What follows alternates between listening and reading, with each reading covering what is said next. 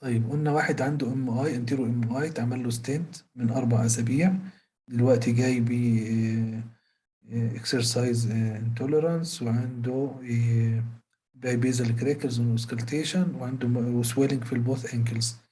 اللي شفناه عندنا كله حاجات نورمال، عنده شوية انيميا، ساينس ريزم، QRS بتاعته مش وايد عادية، وإيجيكشن فراكشن 35 بس.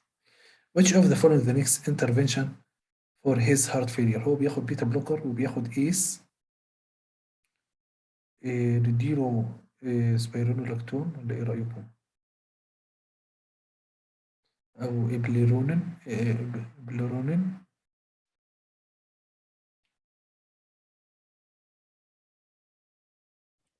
احنا قلنا هو ايه البرينون. بليرينون او السبيرونولاكتون، صح؟ ماشي.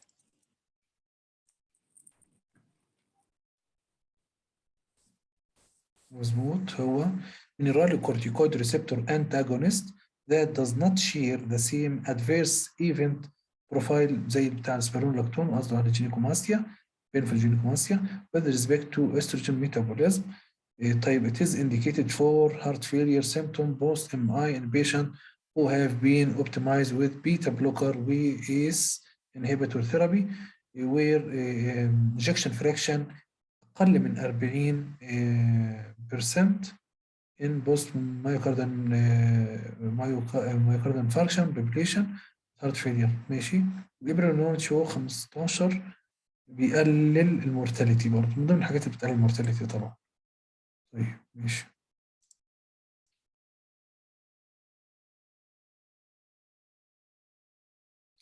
طيب سؤال تاني بيقول طب دكتورة منال تحب تقرأي شوية؟ نقرأ كل واحد تمام. كل واحد ياخد له ميتنج. ماشي اتفضل يا فندم. ماشي. 35 سنة woman has been admitted from emergency department after she collapsed with headache, palpitation. She tells you بعيد she بس has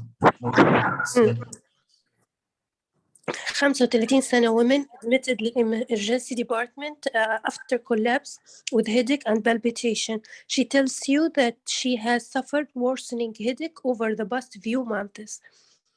With intermittent period of fast heart rate. She has lost 5 kilograms in weight and suffers from dull right side abdominal and back pain. There appears to be right loin mass. Her blood pressure 155 على 92.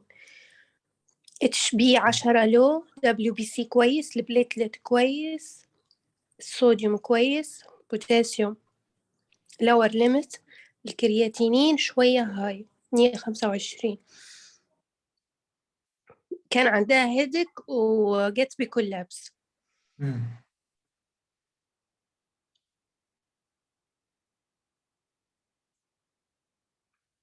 بوليسيستيك ممكن. وهيدك associated للانيوريزم. مش عارف بس دي ماس تيومر دي أعتقد مش سيست باينة. ممكن نفكر في حاجة تانية اللي هي الكونز يمكن. هي عندها الكونز، هي الصوديوم والبوتاسيوم اخبارهم ايه؟ الكونز كان بيعمل ايه؟ الالدوستيرون هيعلي الصوديوم وينقص البوتاسيوم. ماشية شوية مع القصة دي؟ ما يعملش كولابس لكن. والبلاد بريشر مش فيري هاي يعني.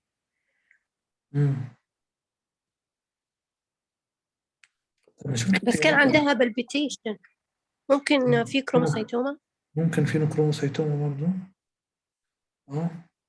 كانت في نكروموسيتوما بس. Which of the following indicates. ممكن في نكروموسيتوما كان بتعمل ايه الفينوكروموسيتوما؟ تعمل بالبيتيشن، تعمل هايبرتنشن. ماشي معاه. نشوفها.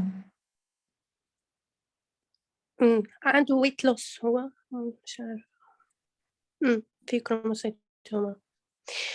This patient has large suprarenal mass and symptoms consist with paroxysmal of hypertension with headache and palpitation. The size of mass in the patient presenting for the first time raise the possibility of benign pheochromocytoma. The key in the controlling paroxysmal of hypertension is maximum alpha blocker with phenoxybenzamine, which should be titrated to the maximum tolerated dose. This can be followed by introduction further antihypertensive if additional blood pressure control is required. Before moving on to the removal of the tumor, screening for other conditions associated with MIN2, such as the medullary thyroid carcinoma, should be considered.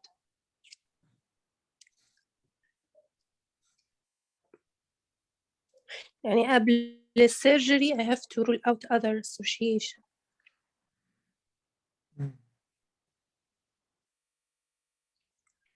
تمام صح. موضوع المنتو. اوكي. وده نفس السؤال؟ نفسه. نفس السؤال.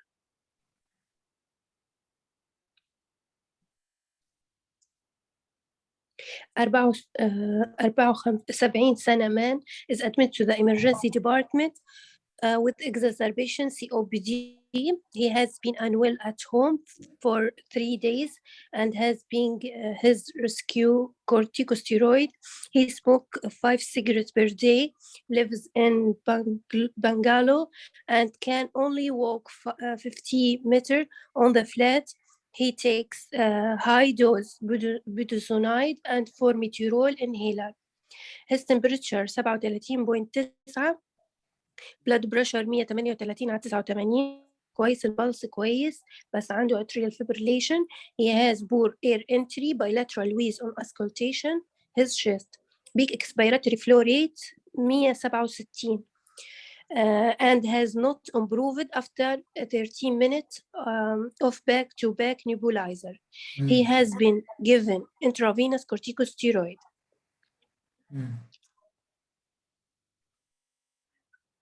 HB 14 كويس. الفورميترول ده الفورميترول ده بتهيألي كان ايه؟ كان مارت صح؟ كان مارت ده المارت.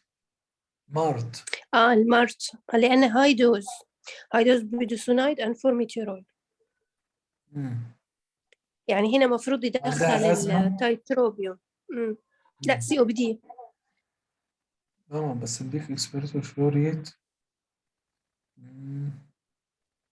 مفروض يدخل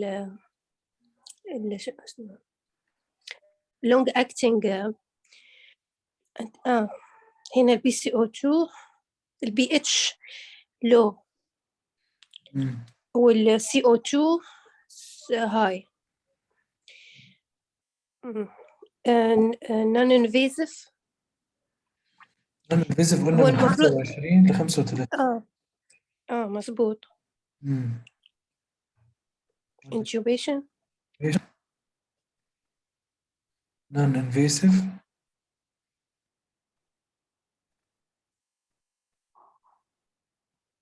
ونون انفيسيف صح ولا ايه؟ لا الانديكيشن للنون انفيسيف من 7.25 إلى 7.35. هو هنا 24. قريبة. بس هنديله ايه تاني ولا نعمل انتوبيشن يعني؟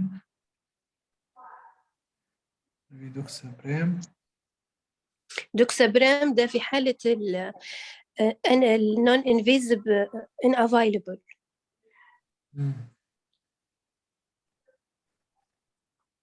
بس ترايل كده النون انفيزيف. نون انفيسيف يمكن اقرب واحدة ليها.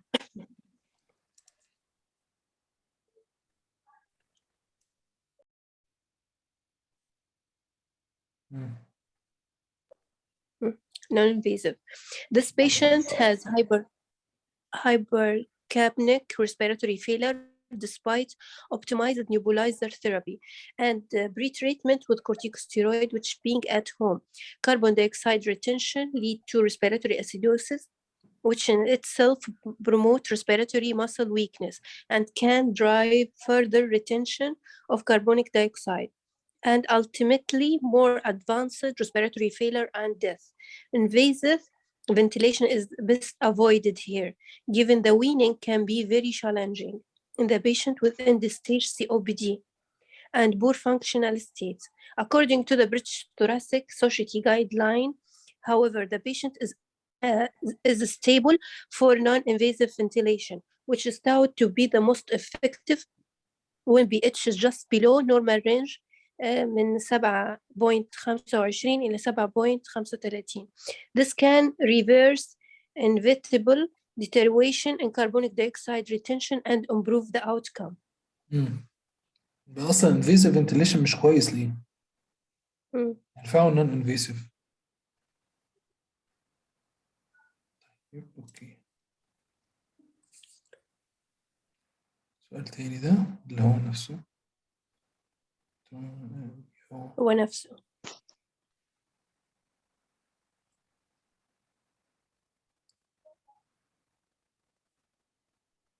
83 سنة man admitted to the emergency department following collapse. He has ischemic heart disease and has had 2 previous myocardial infarction. Blood pressure 70/50 low والpulse 27 low. عندها ST depression في lead 2 lead 3 AVF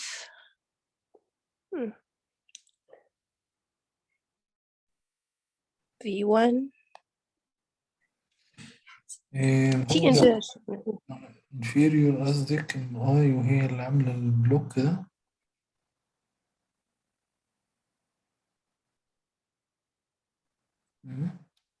ماشية مع inferior.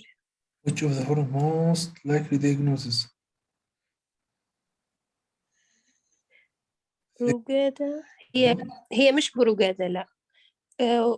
second degree heart block شوفي بصي على الليد 2 ده، شوفي البي ار ترفل تطول وقعت ايه؟ third شكلها third completely heart block. هي مش first ولا تانية موبتس 2 لا مش موبتس 2 ولا first. الفيرست تبقى ثابتة هي بره اللعبة. السكند موبتس 1 دي تطول لغاية ما تقع صح؟ أيوة مش عارف حاسسها هي دي.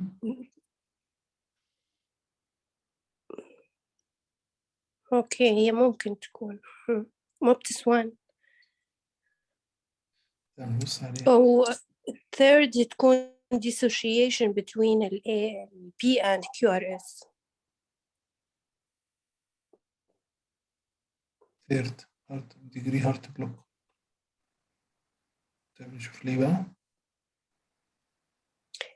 The patient heart rate is below 30 beats per minute and has marked hypotension with the blood pressure 70/50. This entirely consists with diagnosis completely heart block with ECG showing ventricular escape complex, which are not associated with B wave in this situation. Temporal pacing wire and conversion to permanent pacemaker while inpatient is the safest intervention. يبقى في عندنا ventricular escape complex. يعني هي واضحة هنا. هي واضحة هنا.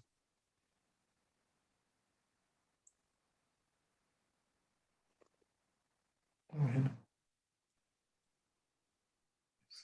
طيب نشوف نقرأ التانيين قراءة كده سريعة.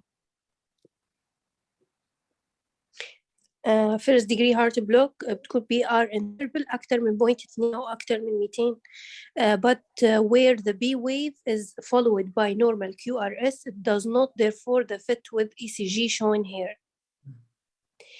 Second degree on MOPTIS 1 يكون فيها progressive prolongation PR interval after each atrial impulse until impulse fail to be conducted with the ventricle. Eventually, a ventricular impulse is dropped and atrioventricular conduction recover to its optimal baseline level. Second, MOPTIS 2 heart block is associated with intermittent failure of conduction of atrial impulse to the ventricle without progressive lengthening BR interval.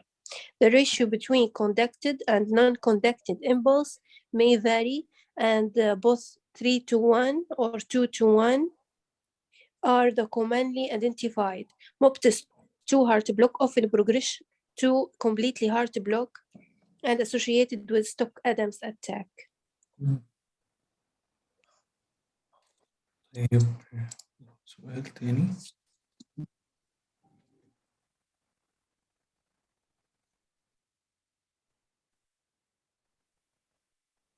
Uh, 65 سنة retired plumber is referred to the respiratory clinic. He has suffered from progressive worsening dull right side chest pain over the past 6 months and increased shortness of breath. He smoked 20 cigarettes per day. Section CT.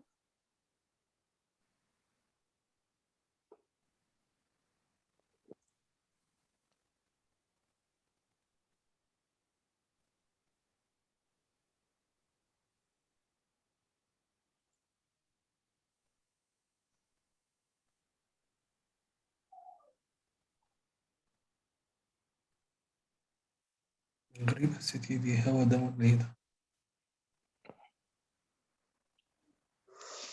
لا ده تقريبا دي ستاينال ويندو ولا ايه؟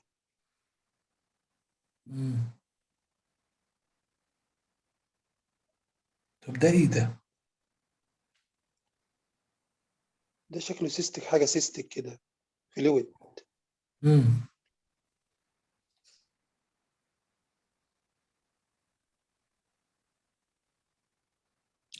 هل هي asbestosis أو 20؟ طيب ثواني نجيبها لكم تاني معلش.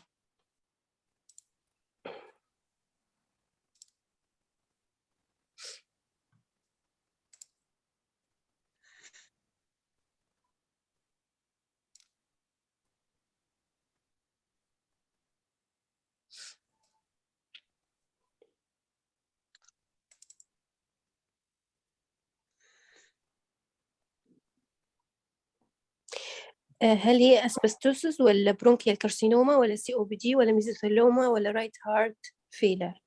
هي مش right heart failure ولا COPD mesothelioma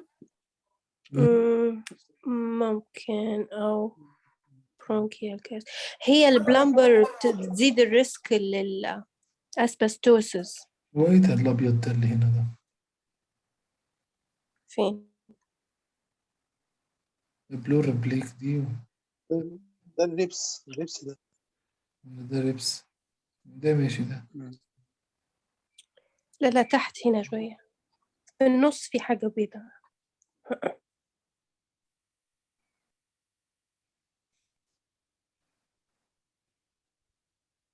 أنا أمشي مع الميزوثيلوما عشان عندها thickness في اللنج. ميزوثيليوما وهي عملت الفلويد كله. بتيجي بإفيوجن و thickening.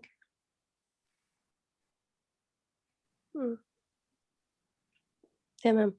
The patient has worked plumber which is consist with exposure to asbestosis. It is clear from the CT scan that there is a regular pleural thickening on the right hand side as well as pleural effusion. This fits with gradual build-up symptoms over a few months and is suggestive of mesothelioma. CT-guided pleural biopsy can confirm tissue diagnosis, or tissue can be obtained via thoracoscopy and drainage the pleural fluid undertaken at the same time. Pleurectomy and decortication are the surgical intervention of the choice, and the chemotherapy may improve with symptoms. Curative intervention is not possible.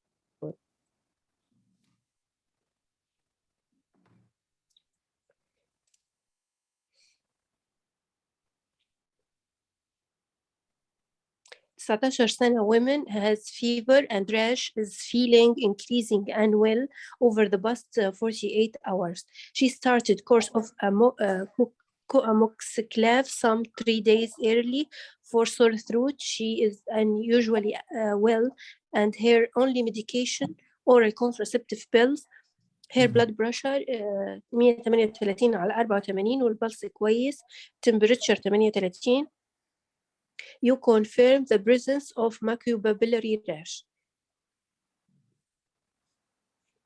ال HB كويس، ال WBC 13 هاي، ايزينوفيل هاي، بلت كويس، صوديوم كويس، بوتاسيوم كويس، كريات هاي،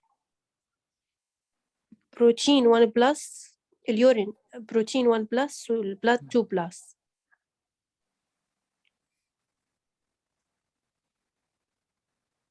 renal impairment. acute interstitial nephritis. الانترستيشر كان بيأثر عليه. الرينال ونوفيل هاي. الإيزينوفيليا، انترستيشر إيزينوفيليا بتهيألي كان معاها برضه صح؟ ومعاها الليكوسايت.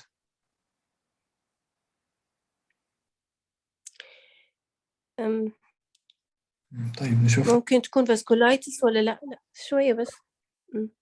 ممكن تكون فاسكولايتس. راش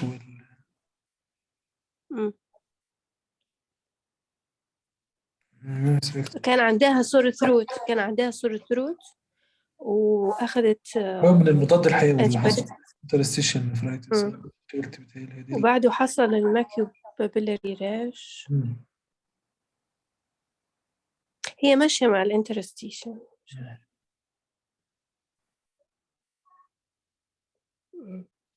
The clue diagnosis of acute interstitial nephritis here are the proximity to prescription of beta-lactam antibiotic and the presentation with macropapillary rash, pyrexia on examination, eosinophilia, and blood proteinuria and renal impairment.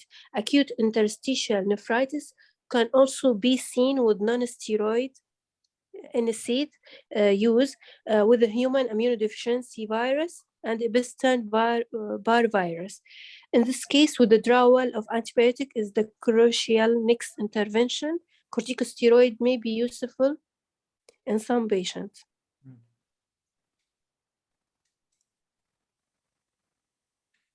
تمام.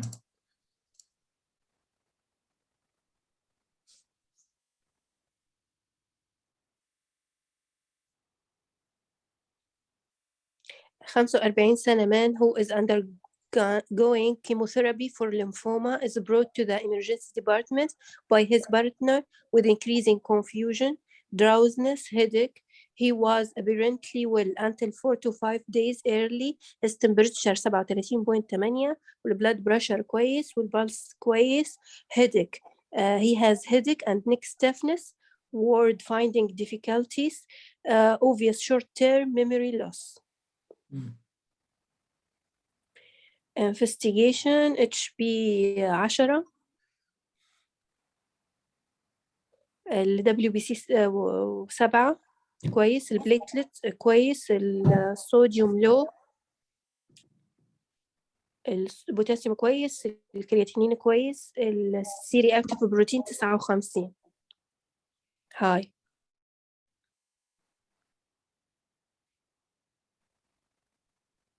stiffness and headache. هو اميونو كومبرومايز عشان كان ياخد كيموثيرابي وجايب هيدك ونيك ستيفنس تمبرال لوب. انسيفالايتس نيورولوجيكال ديفيسيت نيك ستيفنس والقصة دي، فاحنا هنروح لإيه بقى؟ investigation next investigation.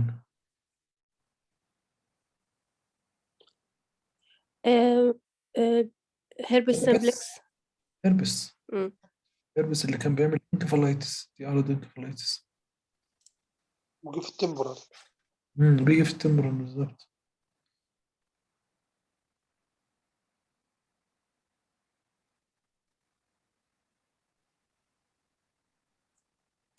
This patient is vulnerable to viral infection due to lymphoma chemotherapy. In this case, progressive drowsiness and short-term memory loss and symptoms meningism fits with the herpes simplex virus encephalitis. Herpes simplex virus PCR to confirm diagnosis is intervention of the choice. Although the initial of intervention, acyclovir not be delayed while waiting PCR result. CT scan may be normal or may show diffuse area of low density affecting temporal lobe.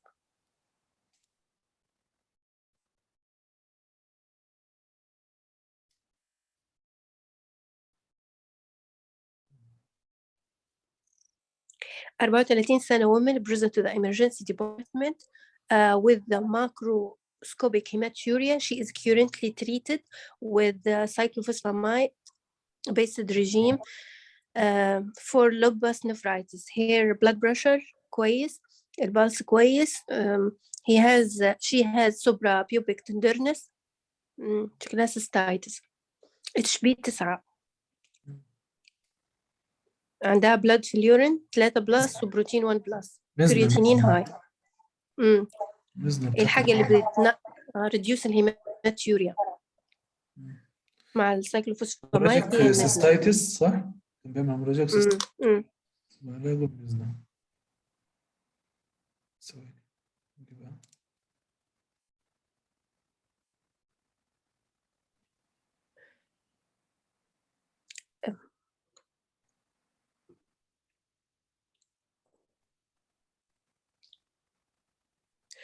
Cyclophosphamide is metabolized by two urotoxic metabolites called acrolein. This leads to hemorrhagic cystitis. Misna detoxify metabolites of cyclophosphamide such as acrolein by reaction of its sulfahydryl group with alpha beta unsaturated carbonyl portion of these metabolites.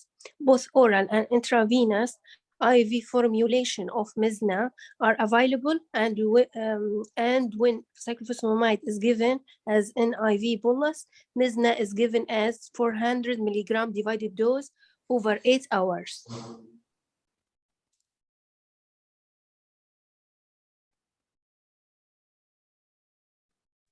What's the most likely cause of his symptoms? 22 سنة man returned from a trip to Thailand with a friend. He admits to unprotected sexual intercourse with someone he met in bar during the trip. He has developed painful ulcer on his glans penis, which is 1.5 centimeter diameter. This is combined by marked inguinal lymphadenopathy. يعني painful ulcer وانجوينال lymphadenopathy. كرايت بتهيألي عشان سنجل.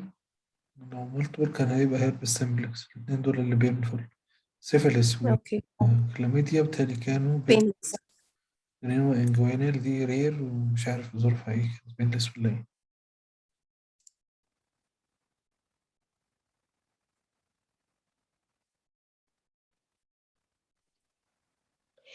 Chancroid is characteristic by development of large painful ulcer that develop some 4 to 10 days after exposure. Hemophilus decay from unprotected sexual intercourse The condition is also associated with marked inguinal lymphadenopathy, and on occasions, lymph node can become very large and discharge purulent material. Single dose azithromycin is the effective in clearing chancroid and ensure compliance, as it can be administered in the clinic.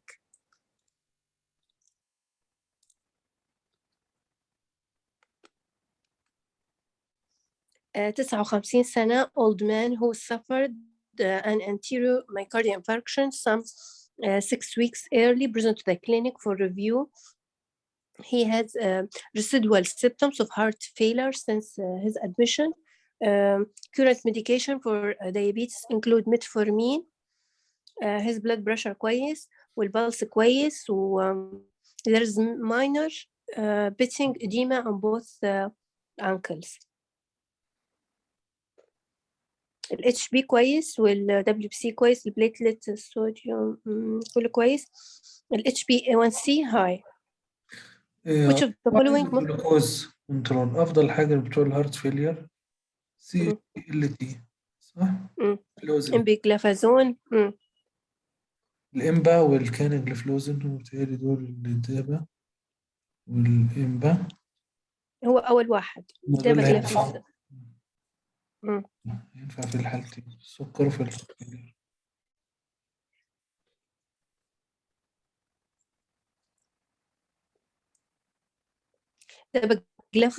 dapagliflozin or empagliflozin, as well as having been shown to control blood glucose and been shown in clinical trials to improve outcome in patients with heart failure. In the DAPA heart failure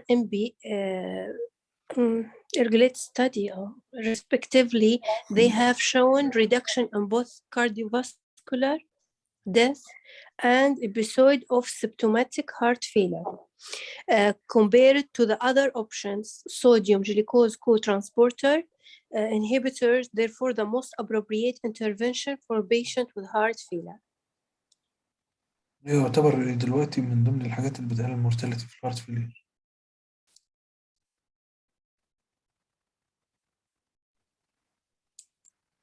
Uh, 68 سنة, old retired solicitor, present to the respiratory clinic for review. He has progressive shortness of breath for 12 months and dry cough, which has not responded to salbutamol inhaler. He can now only manage to walk 50 meters on the flat and finds it's difficult to climb the stair. His blood pressure 152 على 85, البلس كويس regular, عندها clubbing, they are bilateral inspiratory crickles on auscultation of the chest, pitching edema both ankles, forced expiratory volume in 1 second 56 low, والforced vital capacity 65% دي obstructive. ال HB 13 كويس. restrictive ولا ايه؟ restrictive. قريبة شكلها IBF.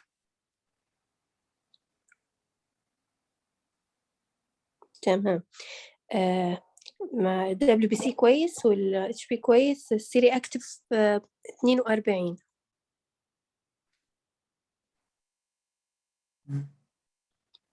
honeycomb appearance. IBF. clubbing و fine expiratory waves دي bilateral expiratory crackles finger clubbing restrictive, مش كل دي ماشي معاهم.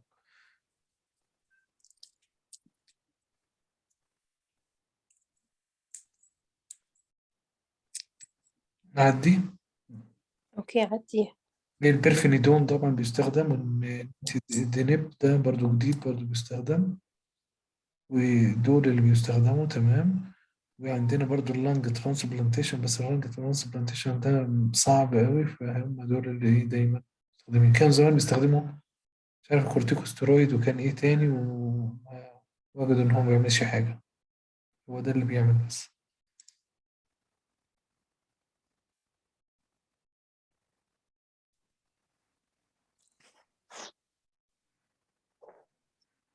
You ask to review a 62-year-old man who is being treated on cardiology ward for aortic valve endocarditis.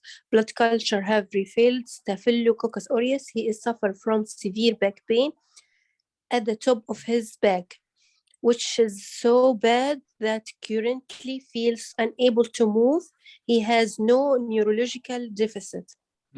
A plan X-ray show the thoracic spine.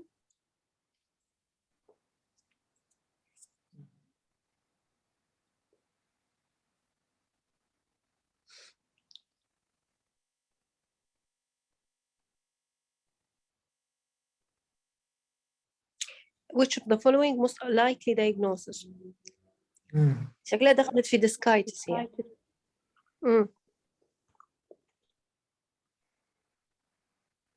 اشمعنى بقى؟ بين 3 و 4 تحس انه الجوين ما في يعني ما في سبيس.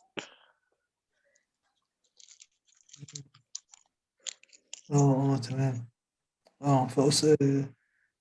طيب اوستيو ارثرايتس كده ولا ايه؟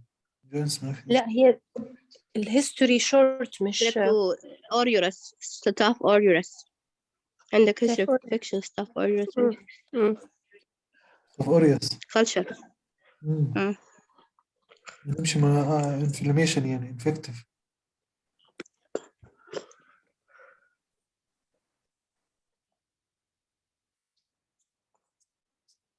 طيب الصفحة دي اختفت، خلينا اجيبها لكم. هي بكام؟ 184.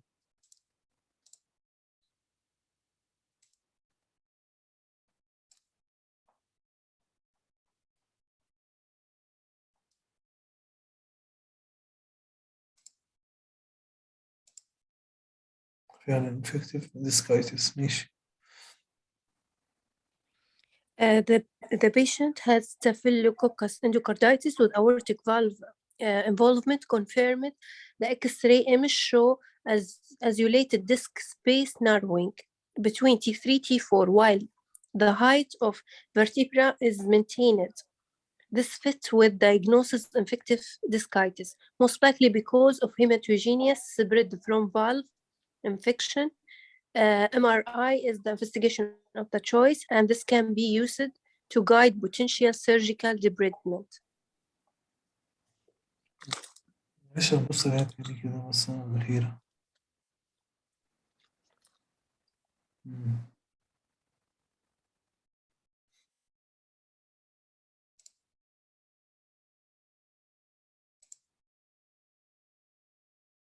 واقفين عند السؤال رقم 22.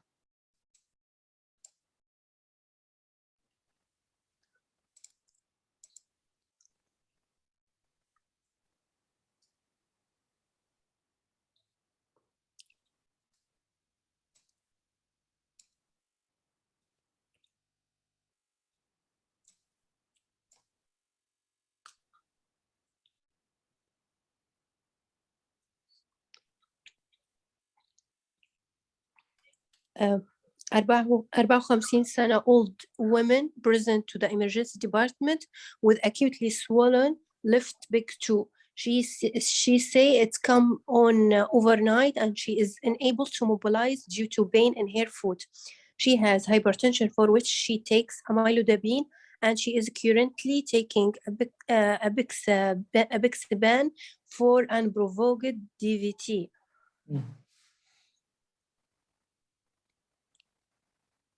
ال HB كويس، ال WBC 11 شوية ريزت، البليتلت كويس، البوتاسيوم صوديوم، اليوريت هاي 495، السيري اكتيف بروتين هاي 87. جود.